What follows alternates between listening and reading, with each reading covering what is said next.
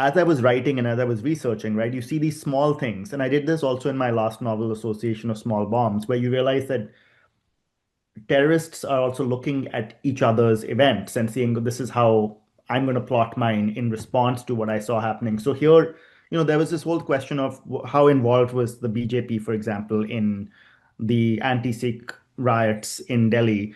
And, it's an open question, but regardless, many people think that they got from that a model of how large scale riots could be inflamed and implemented, let's say, later on in a place like Gujarat. And so that's a linkage that the novel gets into because Lakshman doesn't actually participate in the riots. He actually is helping his neighbors because his primary fealty is to his colony, his neighborhood, which was founded by his father. But then later on, of course, with the first Rath Yatra, he is fomenting a very similar kind of religious movement.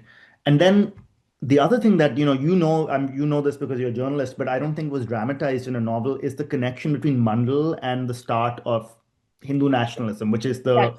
the way in which the BJP is supporting VP Singh from the outside. It can't openly come out against Mandal because obviously it doesn't want to openly alienate the lower castes, but it wants to divert the passions of the upper castes into the first Rath Yatra. And that kind of thing is very easy to say, but it's very hard to make the reader feel it on a personal level. So to me, that was actually the part of the novel that was most that I was happiest with as I wrote it because that entire Mandal section towards the end came out in one sitting practically. And I remember thinking, wow, like something is really working through me. And I was like, oh, this is why I'm a writer. Like this, when this happens every once in a while, it can feel really great.